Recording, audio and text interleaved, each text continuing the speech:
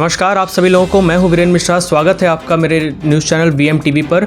हमारे साथ हैं भारतीय जनता पार्टी के राज्यसभा सांसद और पूर्व वित्त राज्य मंत्री श्री शिव प्रताप शुक्ला जी। उत्तर प्रदेश चुनाव में इस समय चुनाव प्रचार में ये लगे हुए हैं।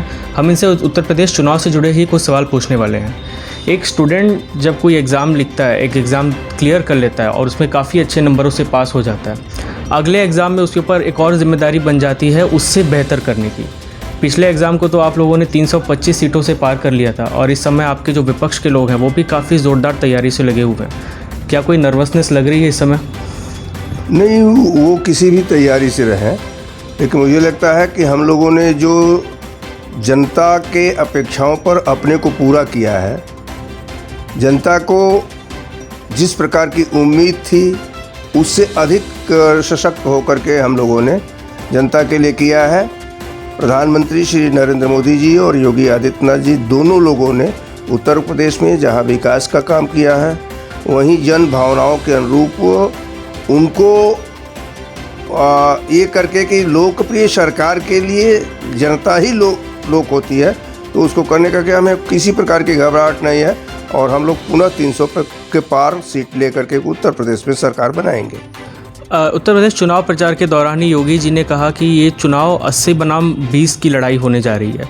इस चुनाव में हम देख रहे हैं कि भारतीय जनता पार्टी राम मंदिर हो गया और फिर काशी विश्वनाथ कॉरिडोर के साथ साथ मथुरा का भी मुद्दा इस चुनाव में उठा था, जो कहीं ना कहीं समाज में अशांति फैलाता है। भारतीय जनता पार्टी पे ये भी आरोप लगता है कि ये धर्म की राजनीति करते हैं। क्या कोई ऐसा चुनाव भी हो सकता है जिसमें केवल और केवल विकास पर बात हो? योगी जी ने जो कहा वह धर्म के आधार पर नहीं कहा है, बल्कि इस आधार पर कहा कि टोटल सीट जो आएगी, उस टोटल सीट जो 403 की है उसका 80% हम लोगों के पास रहेगा, 20% में ही लोग आपस में बांटेंगे।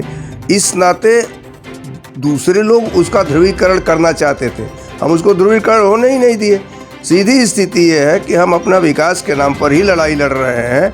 हाँ, हमारी सांस्कृतिक जो विरासत है, हम सांस्कृतिक विरासत नहीं छोड़ने वाले हैं। हमारे लिए विकास और सांस्कृतिक धरोहर ये दोनों महत्वपूर्ण है।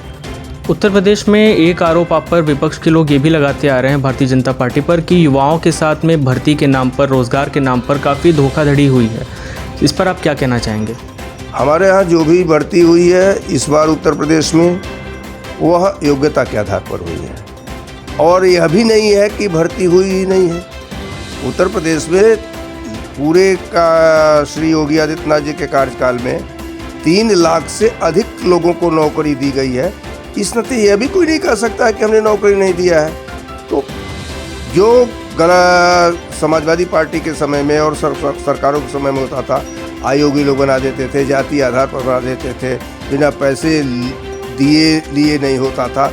अब की बार एकदम पारदर्शी व्यवस्था है और जो भी आया है अगर उससे पूछा जाए तो ये कहेगा कि नहीं, बिना पैसा दिए हमको नौकरी मिली है। आखिरी सवाल ये है, जो कर्नाटक से हिजाब विवाद शुरू हुआ वो पूरे अब देश में फैल चुका है। उत्तर प्रदेश चुनाव में भी काफ़ी ज़ोरों से ये एंटर कर चुका है। भाजपा पर ये आरोप लग रहा है कि ये भारतीय जनता पार्टी ही है जो इस हिजाब विवाद को काफ़ी तूल दे रही है, इसको बहुत ही बढ़ा चढ़ाकर दिखा रही है। इस पर आप क्या कहना चाहेंगे? भारतीय जनता पार्टी तो कोई अपना चैनल खोली नहीं है, इसको दिखाने का काम चैनल ने किया और यह पर्टिकुलरली चिकमंगलूर साइड में ही यह रहा है।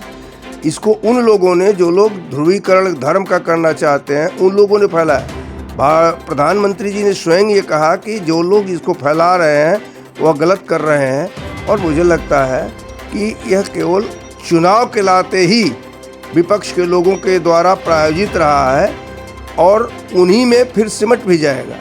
जैसे ट्रिपल तलाक के समय वह उठाने का प्रयत्न किए थे, वो सिमट गया, वैसे ही ये भी सिमट जाएगा।